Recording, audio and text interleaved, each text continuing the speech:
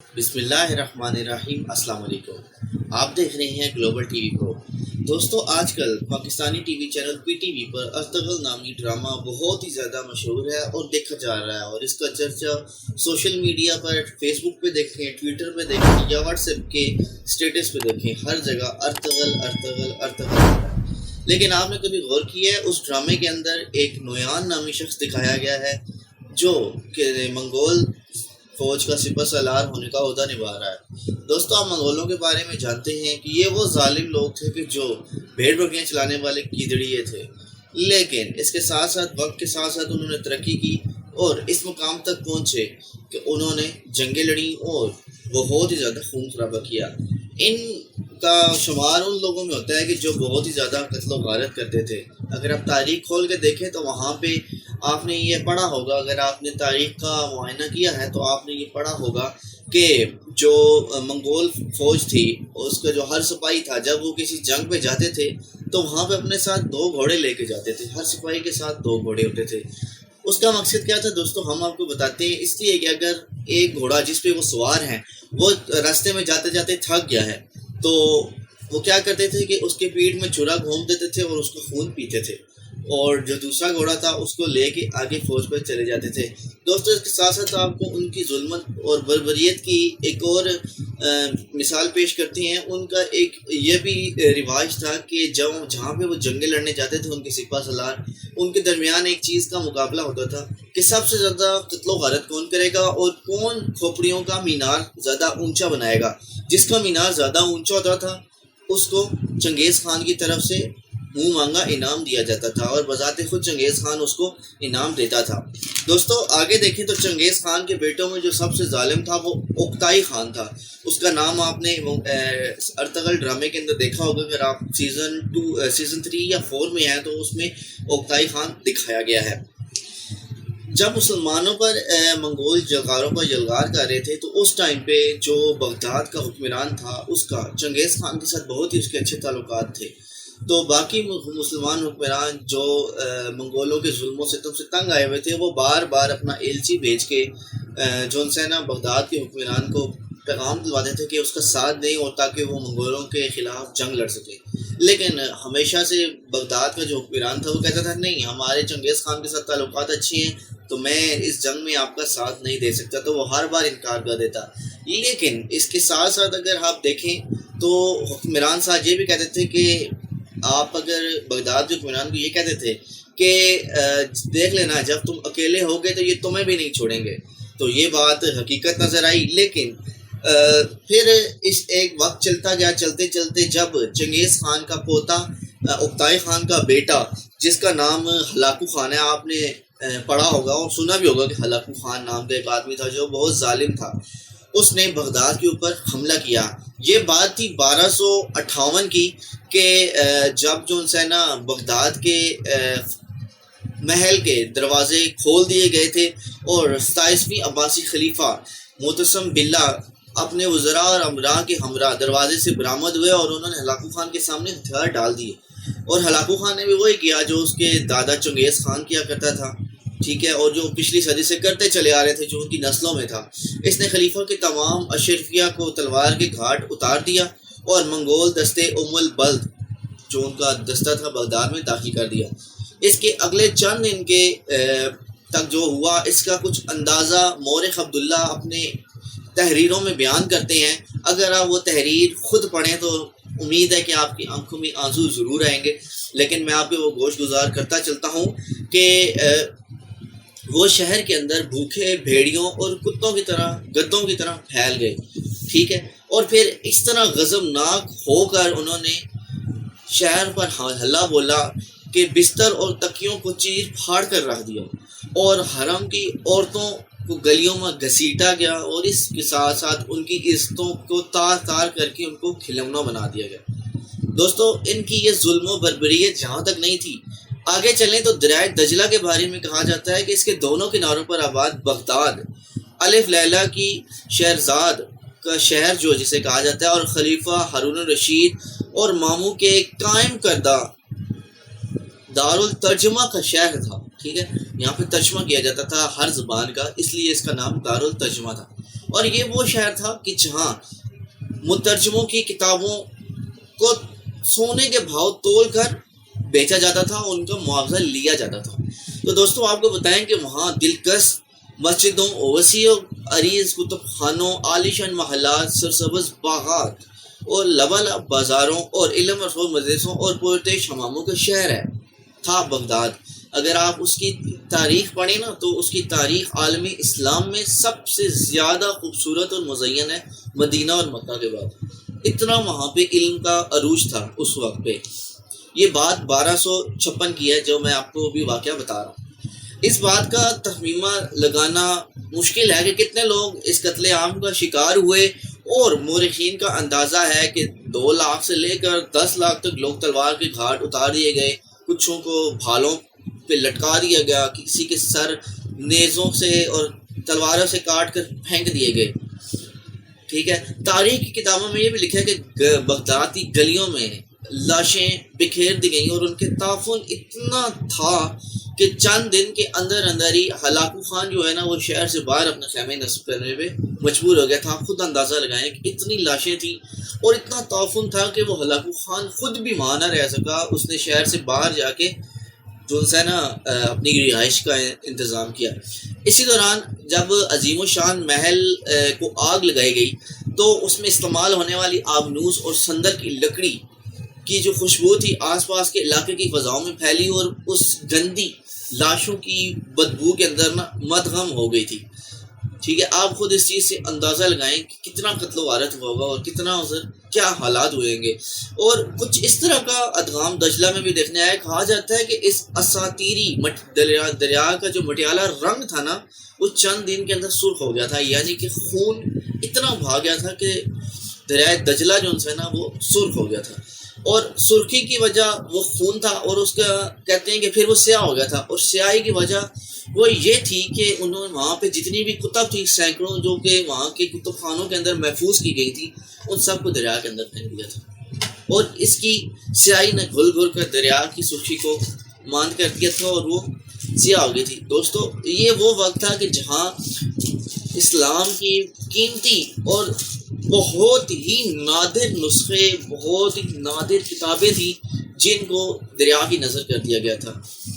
آپ خود اس چیز سے اندازہ لگائیں کیا وہ ظلم و بربریت کی کتنی انتہا تھی، خود آپ اس چیز سے اندازہ لگا سکتے ہیں۔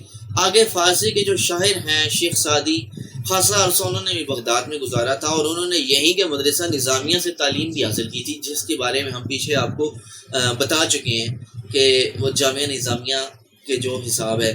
آگے چنانچہ انہوں نے سقوط بغداد کی یاد میں ایک نوحہ بھی لکھا تھا جس کا ایک شعر جو ہے نا دل کو ہلا کے رکھ دیتا ہے۔ آگے ہلاکو خان نے 29 جنوری سن 1257 کو بغداد کے محاصرے کا آغاز کیا تھا، اور حملے سے پہلے اس نے معتصم باللہ کو ایک خط لکھا تھا، تحریر لکھی تھی۔ اس نے لکھا تھا کہ لوہے کے سوئے کو مکہ مارنے کی نا کوشش نہ کرو۔ وہ اپنے آپ کو لوہے کا سوا کہہ رہا تھا کیونکہ وہ اس وقت مضبوط بھی تھے، طاقتور بھی تھے۔ ٹھیک ہے، سورج کو بجھی ہوئی قوم اور موم بتی سمجھنے کی غلطی نہ کرو۔ ٹھیک ہے، وہ اپنے آپ کو سورج بھی کہہ رہا تھا۔ بغداد کی دیواریں فوراً گرا دو اور اس کی خندقیں بھر دو، حکومت چھوڑ دو اور ہمارے پاس آ جاؤ اور ہماری اطاعت کرو اور ہمارے ہاتھ میں بیعت کر لو۔ اگر ہم نے بغداد پر چڑھائی کر دی تو تمہیں گہری ترین پاتال میں نہ جگہ ملے گی اور نہ ہی بلند ترین آسمان میں۔ یہ ہلاکو خان کے الفاظ تھے جو اس نے معتصم باللہ کو خط میں الفاظ لکھے تھے۔ آگے 27ویں جو عباسی خلیفہ معتصم باللہ تھا، وہ شان و شوکت تو اس کی نہیں تھی لیکن جو کہ ان کے عظیم و شان اجداد کے حصے میں آئی تھی، لیکن پھر بھی وہ مسلم دنیا کے بیشتر حصے پر ان کا سکہ چلتا تھا۔ ظاہر سی بات ہے بغداد اس ٹائم پہ علم کا شہر تھا، اور وہاں کا جو حکمران ہے ظاہر ہے اس کی پھر اتنی بھوکت تو ہوگی کہ اس کا سکہ چلے۔ تو خلیفہ کو زعم تھا کہ ان کے اوپر حملے کی خبر سن کے باقی علاقے کے یعنی کہ مراکز سے ایران تک کے سبھی مسلمان کے سامنے سینہ سپر ہو جائیں گے اور ان کا ساتھ دیں گے۔ حالانکہ ایسا نہیں ہوا۔ کیوں؟ انہوں نے مشکل وقت پہ کسی کا ساتھ نہیں دیا، تو اس لیے انہوں نے ان کا بھی کسی نے ساتھ نہیں دیا۔ یہ ایسے ہی ہوتا ہے، جو بویا جائے وہی کاٹتا ہے۔ چنانچہ خلیفہ نے اپنے منگول سپاہیوں کی صلاحیتوں پر اس کو پورا اعتماد تھا. وہ پچھلے 4 اشروں کے دوران اپنے آبائی وطن منگولیا سے نکل کر 4000 میل دور تک آ پہنچے تھے اور اسی دوران معلوم دنیا کے بڑے حصے کو اپنا وہ مطیع کر چکے تھے. ارطغرل ڈرامے میں آپ دیکھ چکے ہیں کہ وہ کس طرح آتے تھے, کس طرح قتل و غارت کرتے تھے, ان کا انداز کیا تھا. اگر آپ نے سیزن 2 کی پہلی قسط اگر آپ نے دیکھی ہے نا ارطغرل کی, تو آپ کو وہاں پہ اندازہ ہو جائے گا کہ کس طرح انہوں نے لاشوں کو جلایا, کس طرح انہوں نے نیزوں کے اوپر لاشوں کو کیا. اور تو اور اگر آپ سیزن 2 کی دوسری قسط میں جائیں, ٹھیک ہے, جہاں پہ نویان سرائے میں جاتا ہے اور وہاں پہ وہ جلا کے راکھ کر دیتا ہے اور زندہ لوگوں کو جلا دیتا ہے, تو آپ وہاں سے مثال لے سکتے ہیں. اور وہاں پہ بھی وہ دکھاتے ہیں کہ منگول آہستہ آہستہ آگے آتے ہیں, قسطنطنیہ پہ حملہ کرتے ہیں, بغداد کی طرف بڑھ رہے ہوتے ہیں, لیکن ارطغرل ان کو روک دیتا ہے. یہ اس سے کافی عرصے پرانی بات ہے کہ یہ سلطنت عثمانیہ وہی ہے جو آگے چل کے معتصم باللہ تک آئی تھی. ٹھیک ہے, آگے بغداد پر حملے کی تیاریوں کے دوران نہ صرف ہلاکو خان کے بھائی منگو خان نے اس کی مدد کی, بلکہ اس نے تازہ فوجی دستے بھی اس کو بھیجے کہ ان کو ساتھ لے جاؤ, اور خاصی تعداد میں مسیح فوج بھی ان سے آ ملی جو مسلمانوں سے صلیبی جنگوں میں یورپ کی شکست کا بدلہ لینے کے لیے آئے تھے. یہی نہیں, اگر منگول فوج کی تکنیکی صلاحیت سے دیکھیں تو وہ کہیں زیادہ برتر تھی اور جدید ٹیکنالوجی بھی اس وقت کے لحاظ سے ان کی سب سے زیادہ تھی. اگر آپ دیکھیں تو منجنیقیں جو کہ انہوں نے بنائی ہوئی تھی, اور وہ کتنی ہی اس ٹائم کی جدید تھی آپ سوچ بھی نہیں سکتے ہیں. آپ دیکھیں ایک 80 کلو کا پتھر, بلکہ 80 کا 100 کلو کا پتھر ہوتا ہے تقریباً, یہ جو منجنیق کے اندر رکھا جاتا ہے. آپ دیکھیں کہ اس کی تھروئنگ پاور کتنی ہوگی کہ وہ تقریباً 30 کلومیٹر کا فاصلہ طے کر کے جا کے لگتا ہے. ٹھیک ہے, آپ خود اندازہ لگائیں 30 کلومیٹر کا فاصلہ اس نے طے بھی کرنا ہے, اور اس کی تھرو کتنی ہوگی. ٹھیک ہے, آپ اسی چیز سے اندازہ لگا لیں. اور منگولوں کے اندر چینی فوج کی انجینئروں کا بھی ایک یونٹ تھا جو منجنیقوں کی تیاری اور بارود کے استعمال میں مہارت رکھتا تھا, اور بغداد کے شہری اس آتش گیر مادے یعنی کہ بارود سے تو بالکل واقف نہیں تھے اس ٹائم. جیسے تیروں سے باندھ کر جو ان سے نا پھینکا جاتا تھا, لیکن اس کے ساتھ ہی بارود کا ان کے ساتھ کبھی واسطہ ہی نہیں رہا. یعنی منگول اس کے ساتھ ساتھ جو ان سے نا, اگر آپ آگے ان کی دیکھیں تو منگول اس وقت جدید ٹیکنالوجی کے لحاظ سے صلیبیوں سے بھی بہت زیادہ آگے تھے. اور اس زمانے کا جو بارود تھا نا, وہ آہستہ آہستہ جلتا تھا لیکن بہت ہی تباہی لاتا تھا. اور اس میں یہ جدت پیدا تھی کہ اسے لوہے یا پکائی گئی مٹی کی ٹیوبوں میں رکھ دیتے تھے جس سے وہ دھماکے سے پھٹ جاتا تھا. اس کے علاوہ منگولوں نے دھوئیں کے بم بنانے میں بھی مہارت حاصل کر رکھی تھی. ان کی منجنیقوں نے شہر پر آتش بارش برسانا شروع کر دی تھی. یعنی کہ میں آپ کو بتا رہا ہوں نا, پہلے پتھر پھینکے جاتے تھے پرانے دور میں, لیکن پھر انہوں نے آگ پھینکنا شروع کر دی تھی. منگولوں نے فصیل کے نیچے بارود لگا کر اسے بھی جگہ جگہ سے توڑنا شروع کر دیا تھا. ٹھیک ہے, بغداد کے باسیوں نے یہ آفت اس سے پہلے کبھی نہیں دیکھی تھی. ابھی محاصرے کو 1 ہی ہفتہ ہوا تھا کہ مطلب جو خلیفہ نے ہلاکو خان کو بھاری تاوان ادا کرنے اور اپنی سلطنت میں جمعے خطبے میں اس کا نام پڑھنے کی شرط پر صلح کی پیشکش کی, لیکن ہلاکو خان کو فتح سامنے نظر آ رہی تھی. اس نے یہ پیشکش فوراً ہی ٹھکرا دی. دوستو, آخر 10 فروری کا دن آیا جب خلیفہ نے شہر کے دروازے منگولوں کے لیے کھول دیے. منگول مذہب میں کسی بادشاہ کا خون بہانا ان کے حساب سے بدشگونی یعنی کہ برا سمجھا جاتا ہے. اس لیے ہلاکو خان نے شروع میں خلیفہ کو یہ باور کرواتا رہا کہ جیسے بغداد میں اس کا مہمان بن کر آیا ہے. خلیفہ کی ہلاکت کے بارے میں کئی کہانیاں مشہور ہیں, تاہم زیادہ تر کریم قیاس ہلاکو خان کے وزیر نصیر الدین تیوسی کا جو بیان ملتا ہے نا, اگر ہم کتب کی کتابوں میں پڑھیں تو اس موقع پر وہ موجود تھے. وہ لکھتے ہیں کہ خلیفہ کو چند دن بھوکا رکھا گیا. اس کے بعد ان کے سامنے ایک ڈھکا ہوا خوان لایا گیا, یعنی کہ ایک ٹرے لایا گیا. ٹھیک ہے, جیسے آج کل ہم وہ ٹرے میں چاول وغیرہ یا اس طرح کوئی چیز رکھتے ہیں, اس وقت ان کو ٹرے کو ہم تو اپنی زبان میں ٹرے کہتے ہیں. ٹھیک ہے, ہر کوئی اپنی زبان میں کہتا ہے, لیکن اس ٹائم ان کی جو زبان تھی اس میں ان کو خوان کہا جاتا ہے. اس کے اندر کپڑا ڈھکا ہوا تھا, ڈھکے ہوئے خوان لے کے آئے. ٹھیک ہے, بھوکے خلیفہ نے جو ان سے بے تابی سے ڈھکن اٹھایا تو دیکھا برتن ہیرے اور جواہرات سے بھرے پڑے تھے. ہلاکو خان نے کہا کھاؤ. معتصم باللہ نے کہا ہیرے کیسے کھاؤں, کبھی سنا ہے کسی نے ہیرے کھائے ہوں, لیکن اس نے کہا کھاؤ. اس میں ایک سبق تھا. ہلاکو خان نے جواب دیا تم اگر ان ہیروں کو جمع نہ کرتے نا تو ان سے تلواریں اور نیزے بنا لیتے تو میں دریا کبھی عبور نہ کر پاتا. دیکھیں کتنی گہری بات کی، حالانکہ وہ غیر مسلم ہے، لیکن اس نے ایک بہت ہی اچھا پوائنٹ دیا ہے کہ اگر تم یہ پیسہ اپنے دفاعی نظام پہ خرچ کرتے نا تو میں آج یہ دریا عبور ہی نہ کر پاتا اور تمہیں یہ شکست ہی نہ دیکھنی پڑتی. ٹھیک ہے، لیکن آگے عباسی خلیفہ کا ذرا جواب سنیے تو آپ حیران ہو جائیں گے. اس نے کہا کہ خدا کی یہی مرضی تھی، خدا کی مرضی تھی، لیکن دفاعی نظام بھی تو مضبوط ہونا چاہیے. ہلاکو خان نے کہا اچھا تو اب جو میں تمہارے ساتھ کرنے جا رہا ہوں نا وہ بھی خدا کی مرضی ہے. اس نے خلیفہ کو نمدوں میں لپیٹ کر اس کے اوپر گھوڑے دوڑا دیے تاکہ زمین پر اس کا خون نہ بہے، کیوں خون بہتا تھا نا تو وہ بچی کو نہیں ہوتی تھی. اس نے مارا بھی اس کو ایسے طریقے سے کہ اس کے اوپر اس کو قالین کے اندر لپیٹ کے اس کے اوپر سے گھوڑے دوڑا دیے. جیسے ہی ظاہر ہے جب گھوڑے دوڑیں گے تو اس کی ہڈیاں ٹوٹیں گی، خون نہیں بہے گا لیکن خون جم جائے گا اور وہ اس کی موت واقع ہو جائے گی. ٹھیک ہے، اس نے اس کو اس طرح قتل کیا. اور جو بغداد کی بنیاد ہے نا یہ متسم باللہ کے جد ابو جعفر بن منصور نے سن 762 میں بغداد نامی چھوٹے سے گاؤں کے قریب میں رکھی تھی. صرف چند اشروں کے اندر ہی اندر یہ بستی دنیا کی تاریخ کے عظیم ترین شہروں میں شامل ہوگی.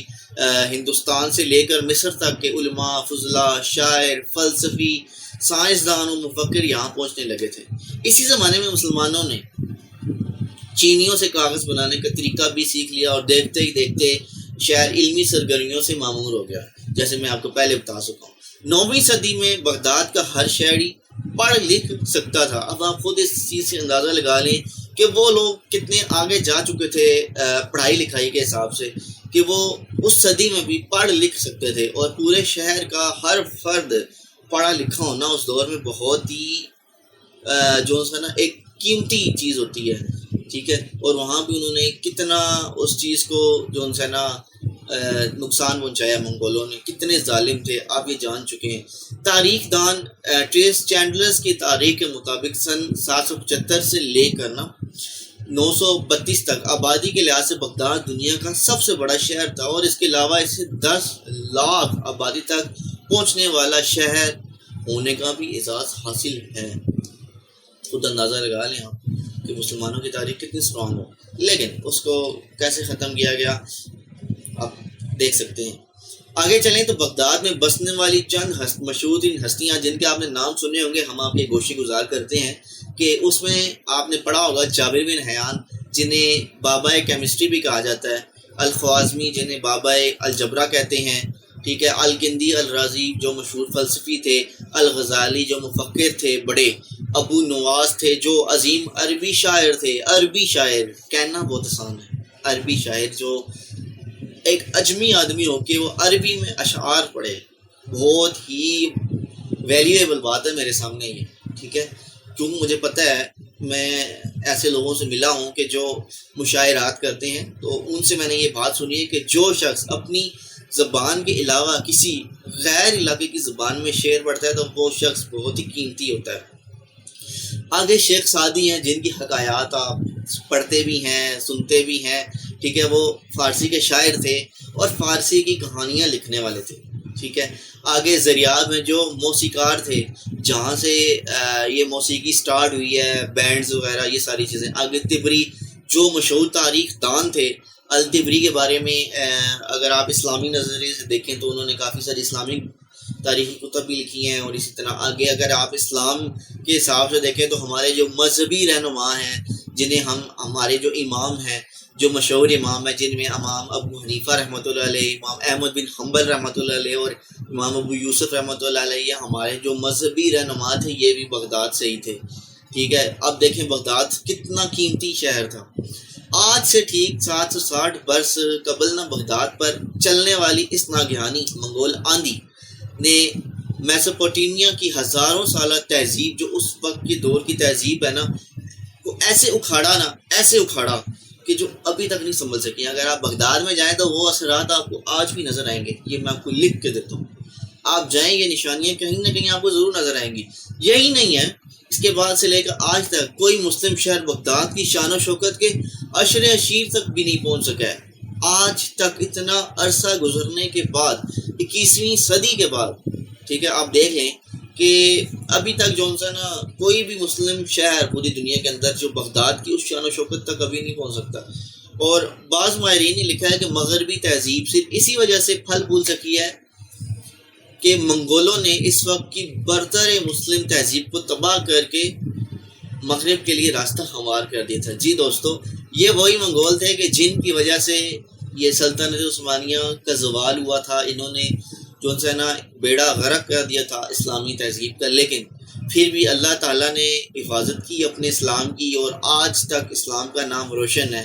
اور امید ہے کہ یہ آنے والے 2-3 سالوں کے اندر یہ معاہدہ ختم ہو جائے گا، اور انشاءاللہ تعالیٰ پھر ایک عظیم طاقت بن کے پاکستان یا ترکی مل کے ابھریں گے. کیوں پاکستان کا اگر دیکھا جائے نا جی ڈی پی کے حساب سے، تو پاکستان پوری دنیا میں اس ٹائم پہ سب سے زیادہ دفاعی نظام میں 4% اپنی پوری اکانومی جو ایئرلی اکانومی ہے اس میں جو ہے نا وہ دے رہا ہے.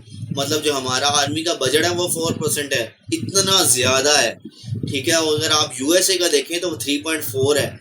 چائنا کا جس ٹائم سپر پاور بننے جا رہا ہے نا، اس کا بھی اگر آپ دیکھیں تو اس کا 3% ہے. آگے آپ خود اندازہ لگا لیں پاکستان کی آرمی کتنی اسٹرانگ ہوگی. ٹھیک ہے، تو لوگ کہتے ہیں جی آرمی کو کھلایا جا رہا ہے. نہیں، آرمی کو کھلانا چاہیے. اگر ہمارا دفاع مضبوط ہوگا تو ہمارا ملک مضبوط ہوگا.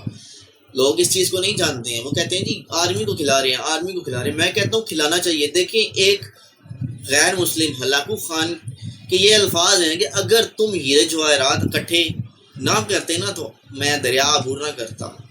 ٹھیک ہے، اگر آج ہم اپنی آرمی پہ نہیں لگاتے نا تو یہ آج کل گیدڑیے جو بول رہے ہیں نا، مودی ہو گیا، یہ جو انڈیا والے بول رہے ہیں، امریکہ والے بول رہے ہیں، یہ روس والے بول رہے ہیں جی پاکستان یہ پاکستان وہ نہ. اگر پاکستان آج لگا رہا ہے نا فوج پہ تو کل کام بھی آئے گا. یہ وہی فوج ہے کہ جو ہم سوتے ہیں تو ہماری حفاظت کرتی ہے. دوستو، یہ بتانے کا مقصد یہ ہے تاکہ آپ حقائق سے واقف ہو سکیں کہ جو یہ ہندو لوگ ہیں یا یہ جو نان مسلم ہیں، جو مغربی ثقافت ہے، یہ کیسے آج مضبوط ہوئے ہیں. انہوں نے اسی چیز کو ختم کیا ہے، اور ارطغرل ڈرامہ اسی لیے شروع کیا گیا ہے کہ وہ مسلمانوں کی تاریخ کو بتا سکیں. اور میری اس ویڈیو بنانے کا مقصد یہ ہے کہ میں آپ کو اس تاریخ سے باور کراؤں، روشناس کراؤں کہ جس تاریخ کو ہم بھول چکے ہیں، جس تاریخ سے ہم بہت دور چلے گئے ہیں. بتانے کا مقصد یہ تھا کہ اس منگولوں کے بارے میں کہ انہوں نے کیسے جو ہے نا ہمارے اس مسلم تہذیب کو پاش کیا، پارا کر دیا، کہ جس کو جڑنے کے لیے ابھی دوبارہ کافی عرصہ لگے گا. دیکھیں انہوں نے کتنے عرصے میں، صرف 1 ہفتے کے اندر انہوں نے محاصرہ کرتے بغداد شہر کا کیا کیا، حشر نشر کر دیا. تو دوستو دیکھیں، یہ سوچنے کا مقام ہے کہ اگر وہ یہ کر سکتے ہیں تو ہم اگر اکٹھے ہو جائیں تو ہم نہیں کر سکتے. میرے خیال میں ہم بخوبی کر سکتے ہیں. تو دوستو آپ ہمیں بتائیں کہ آپ کو ہماری یہ ویڈیو کیسی لگی ہے. امید ہے آپ کو ہماری یہ ویڈیو پسند آئی ہوگی. دوستو اگر آپ کو ہماری یہ ویڈیو پسند آئی ہے تو اسے لائک اور شیئر ضرور کیجیے گا، اور اگر آپ ہمارے چینل پر نئے ہیں تو اسے ہمارے چینل کو سبسکرائب کریں اور گھنٹی کے بٹن کو لازمی دبائیں تاکہ آنے والی اس طرح کی ہر ویڈیو آپ تک آرام سے پہنچ سکے اور آپ ایسی معلومات حاصل کر سکیں. تو دوستو ہمیں دیجیے اجازت، اگلی ویڈیو تک کے لیے اللہ حافظ.